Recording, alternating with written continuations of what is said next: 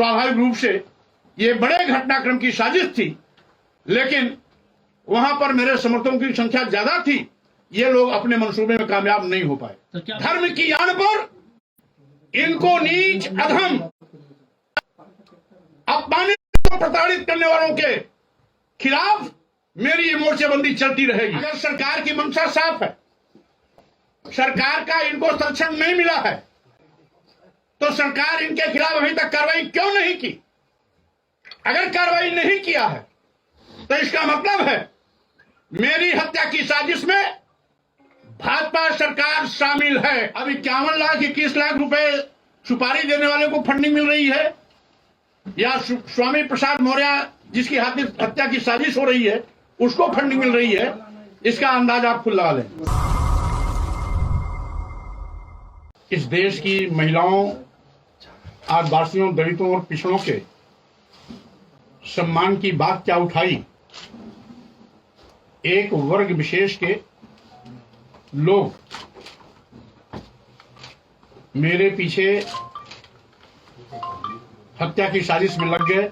कोई मेरा सिर काटने के लिए 21 लाख तो कोई 51 लाख की सुपारी दे रहा है, कोई जीभ काटने के लिए 5 लाख तो कोई 11 लाख की सुपारी दे रहा है, कोई हाथ काटने के लिए, कोई कान काटने के लिए, कोई नाक काटने के लिए, और कोई हत्या करने की बात कर रहा है। तो स्वाभाविक रूप से यह साधु वेश में जो आतंकवादी और आपराधिक चेहरे हैं, सरकार को चिन्हित करके उनके खिलाफ कड़ी कार्रवाई करनी चाहिए थी, एफआईआर दर्ज करानी चाहिए थी। स्वतः संज्ञान लेते हुए ऐसे बयान देने वालों को, जिन्होंने सार्वजनिक बयान दिया, इलेक्ट्रॉनिक प्रिंट मीडिया के सामने बयान दिया, बयान देते हुए उनकी फोटो भी है, और उसके बावजूद सरकार के कान पर जो नहीं रेंग रही है, इसका मतलब है भाजपा प्रदेश की सरकार और केंद्र की सरकार मेरे हत्या की साजिश करने वालों के साथ शामिल है। भाजपा सरकार मेरी हत्या कराना चाहती है, और इसीलिए ऐसे घटिया बयान देने वालों के खिलाफ भी सरकार किसी प्रकार की कार्रवाई करने से कतरा रही है। हमने अपना सुरक्षा संबंधी पत्र एक बार नहीं 2 बार दे दिया है।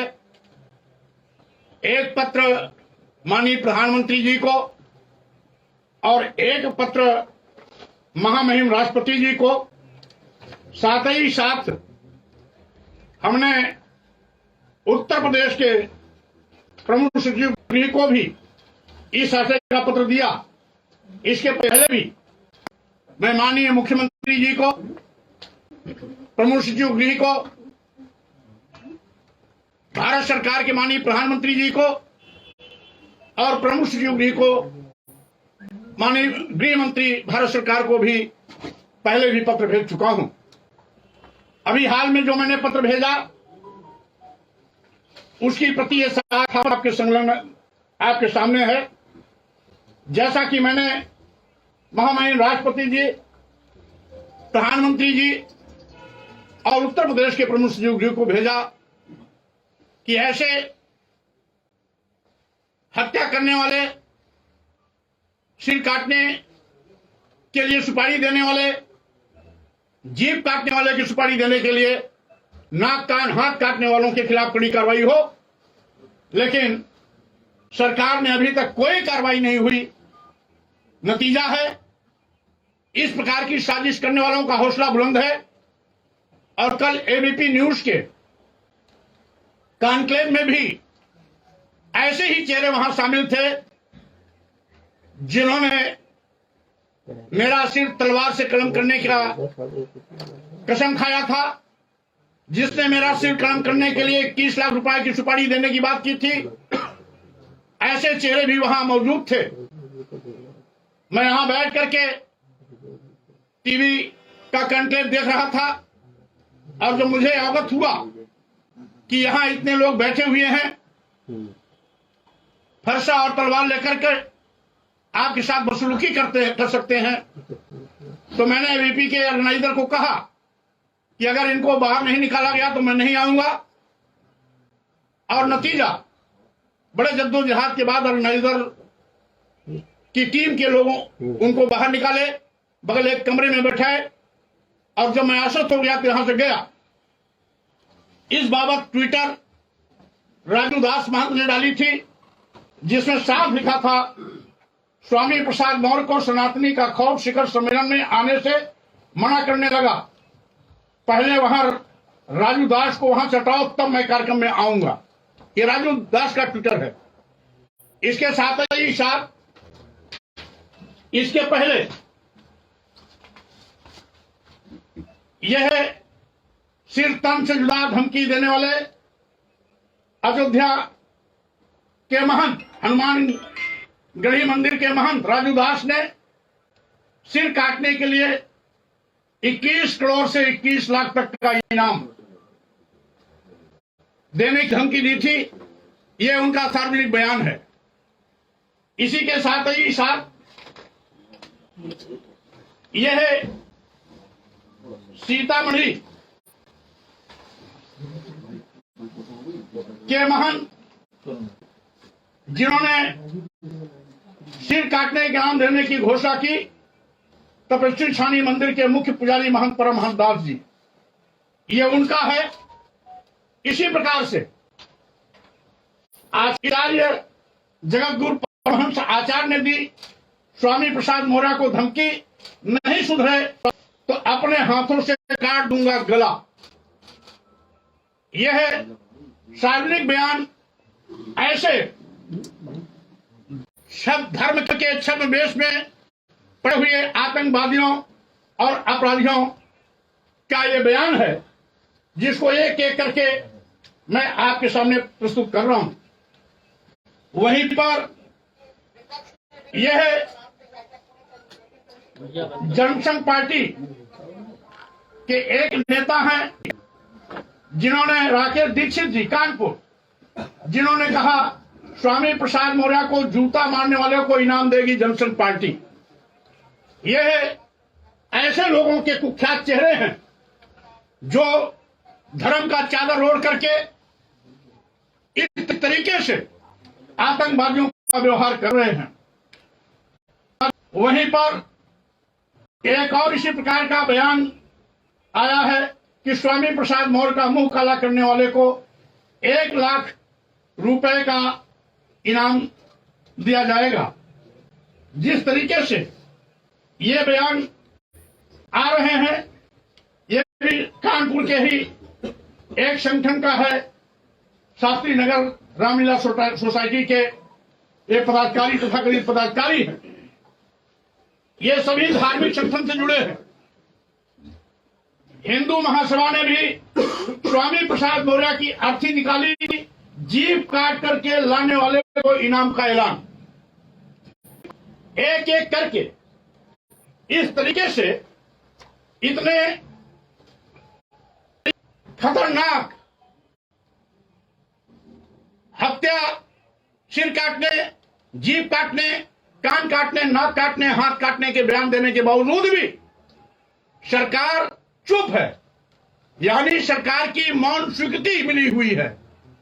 इसीलिए ताज जैसे होटल में, जो बहुत ही लखनऊ का मशहूर होटल है, वहां पर मेरे पूर्व माननीय मुख्यमंत्री जी का, दोनों उप मुख्यमंत्रियों का कॉन्क्लेव में कार्यक्रम हो चुका था।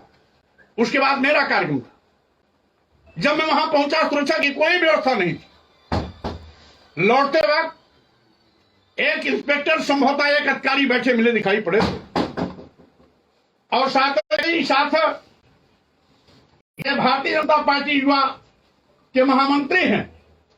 उन्होंने बयान दिया है स्वामी प्रसाद मौर्य की जुबान काटने वाले को 5 लाख का इनाम। यह एक एक करके आज जिस तरीके से बयानों की झड़ी लगी है, उसको देखते हुए हम केवल इतना ही कहना चाहते हैं, अगर सरकार की मंशा साफ है, सरकार का इनको संरक्षण नहीं मिला है, तो सरकार इनके खिलाफ अभी तक कार्रवाई क्यों नहीं की? अगर कार्रवाई नहीं किया है तो इसका मतलब है मेरी हत्या की साजिश में भाजपा सरकार शामिल है। आपके चैनल की मीडिया के माध्यम से मैं पूरे देशवासियों से इस बात की अपील करता हूं कि आप सब शांति बनाए रखेंगे। मेरे ऊपर कितना भी हमला हो, कितना भी धमकियां क्यों ना आए, सरकार भी क्यों न शामिल हो, मैं महिलाओं के सम्मान, आदिवासियों, दलितों के पिछड़ों के सम्मान की बात अगर उठाई है तो पीछे कदम नहीं हटाऊंगा। अंतिम सांस तक मैं महिलाओं, आदिवासियों, दलितों और पिछड़ों के सम्मान की बात को उठाता रहूंगा। धर्म की आड़ पर इनको नीच, अधम, अपमानित और प्रताड़ित करने वालों के खिलाफ मेरी ये मोर्चेबंदी चलती रहेगी। आज ही मेरा आग्रह है कि देश की महिलाओं, आदिवासियों, दलितों, पिछड़ों को सम्मान दिलाने के लिए अगर सही मायने में साधु संत हैं तो धैर्य और संयम के साथ इस पर विचार करें, संशोधित करवाएं या इन पंक्तियों को रामचरितमानस से बाहर करें। हम सभी धर्मों में आस्था रखते हैं, सभी संतों, धर्मगुरुओं का मैं सम्मान करता हूं, लेकिन आतंकवादी भाषा बोलने वाले साधु वेश में जो छिपे हुए खूनी भेड़िए हैं, उनको मैं साधु संत की कतार में नहीं मानता। साधु संत आदर्श के प्रतीक होते हैं, वो समाज और देश को दिशा देते हैं। साधु संत किसी की हत्या करने के लिए सुपारी नहीं देता है, सिर काटने, जीभ काटने, कान काटने, नाक काटने, हाथ काटने की बात नहीं करता है। इसलिए ऐसे साधु संत जो इस प्रकार की बयानबाजी से बहुत दूर हैं, मैं उन सबका सम्मान करता हूं, लेकिन जो इस प्रकार के बयान दे रहे हैं वो आतंकवादी, अपराधी हैं, वो साधु संत कभी नहीं हो सकते हैं। इसी प्रकार से एक मंडलाध्यक्ष है जिन्होंने बयान दिया है, भाजपा के मंडलाध्यक्ष हैं, बयान दिया है कि स्वामी प्रसाद मौर्य को जूता मारने वाले के लिए 51,000 रुपए का इनाम। इस तरीके से एटा राजारामपुर का है, कासगंज का। इसी प्रकार से हिंदू जागरण ने स्वामी प्रसाद मौर्य को जूते चप्पल से पीटने की धमकी दी। इसी तरीके से आज यह स्वामी प्रसाद मौर्य का वध कर देंगे, इस प्रकार का बयान हमारे तथाकथित धर्म के ठेकेदारों के एक साथी ने दिया। संदीप आचार्य ने धमकी दिया कि स्वामी प्रसाद मौर्य को बम लगा करके ब्लास्ट करके खत्म कर दो। यह इनका असली चरित्र है। और यही साधु संत, तथाकथित साधु संत कहते हैं कि मौर्य जी हमको आतंकवादी कहते हैं, अपराधी कहते हैं। अगर आतंकवादियों का व्यवहार करोगे तो स्वाभाविक रूप से आप आतंकवादी हो, अपराधियों का व्यवहार करोगे तो सही मायने में आप अपराधी हो। इस तरीके से मैं कल एक वीडियो का भी हवाला करना चाहता हूं। जाने वाले पहले बीजेपी में रहे और अब समाजवादी पार्टी के महासचिव के तौर पर जाने जाते हैं। मैं बात कर रही हूं स्वामी प्रसाद मौर्य जी की, और जोरदार तालियों से उनका स्वागत कीजिए। मंच पर आमंत्रित करती हूं और इस मंच को संचालित करेंगे मेरी सहयोगी रूबिका लियाकत। और पर जाने जाते हैं। मैं बात कर रही हूँ स्वामी प्रसाद मौर्य जी की। इसको सुना है, लेकिन सर ये पर्सनल मतलब अब बात करना कीजिए सर, ये किसी और चैनल का हम नहीं दिखा सकते ना, हमारी मजबूरी समझिए सर। मैं वही दे रहा हूँ। नहीं सर, ये किसी और चैनल का है। नहीं, मैं दे रहा हूँ आपको मैटर। ये प्रसारित कर नहीं कर सकते हम लोग। आप मत करिए इसको, मैं आप ही बताता हूँ उत्तर। जिसमें रूबिका लियाकत ने कहा कि मौर्य जी आपको घर से यहां तक पहुंचने में आप सकुशल रहे, फिर अभी पूछा 2 बार दूसरा कि मौर्य जी आपको ताज होटल की सफर करने में किसी प्रकार की कोई अड़चन तो नहीं आई? उनका इस प्रकार का पहला प्रश्न पूछना कहीं न कहीं जो कल का घटनाक्रम हुआ उसमें उनकी संलिप्तता और संदिग्धता दिखाई पड़ती है, जिसकी सूचना मैंने एबीपी के हेड को कल ही रात में भेज दिया है। तो इस तरीके से एक साजिश के तहत मैं देश की महिलाओं, आदिवासियों, दलितों, पिछड़ों के सम्मान की बात न करूं, इसलिए एक वर्ग विशेष के यथास्थितवादी ताकतें मिलकर के मेरी हत्या की साजिश में लगी हुई हैं। इस हत्या की साजिश में भाजपा सरकार की भी संलिप्तता है। प्रदेश सरकार और केंद्र सरकार दोनों संयुक्त रूप से इस साजिश में शामिल हैं। अगर शामिल नहीं होते तो दो बार सुरक्षा हेतु प्रतिवेदन देने के बाद अभी तक कोई कार्रवाई न होना और इस प्रकार की धमकी देने वाले साधु वेश में आतंकियों, अपराधियों के खिलाफ एफआईआर न करना, उनको जेल न भेजना, उनके खिलाफ किसी प्रकार की कानूनी कार्रवाई न करना, इस बात का प्रतीक है कि यह कभी भी मेरी हत्या करा सकते हैं। लेकिन फिर भी मैं किसी की बदर घुड़की, धमकी और हत्या की साजिश से डरने वाला नहीं हूं। जो मैंने अभियान उठाया है कि धर्म की आड़ में महिलाओं, आदिवासियों, दलितों और पिछड़ों को नीच, अधम, अपमानित और प्रताड़ित नहीं करने दूंगा, ये बात सम्मान दिलाने तक चलती रहेगी। जब तक देश की महिलाओं, आदिवासियों, दलितों और पिछड़ों को सम्मान नहीं मिलता, तब तक मेरी आवाज उठती रहेगी।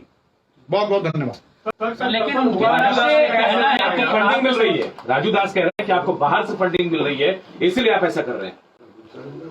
अब 51 लाख 21 लाख रुपए सुपारी देने वाले को फंडिंग मिल रही है या स्वामी प्रसाद मौर्य जिसकी हत्या की साजिश हो रही है उसको फंडिंग मिल रही है, इसका अंदाज आप खुद लगा लें। सकल मारपीट हुई किसके साथ? दरअसल आप बोल रहे हैं कि उनसे आपको जान का खतरा है, लेकिन राजू दास बोल रहे हैं कि उनके साथ मारपीट हुई, उन्होंने प्रेस कॉन्फ्रेंस भी की। राजू दास के बयान को मैंने इसीलिए आपके सामने पहले दिखा दिया क्योंकि हम जानते थे कुछ लोग मेरी कही बात को विश्वास नहीं करेंगे, इसीलिए मैंने पहले उनकी कही बात को दिखाया, तब मैं बोला।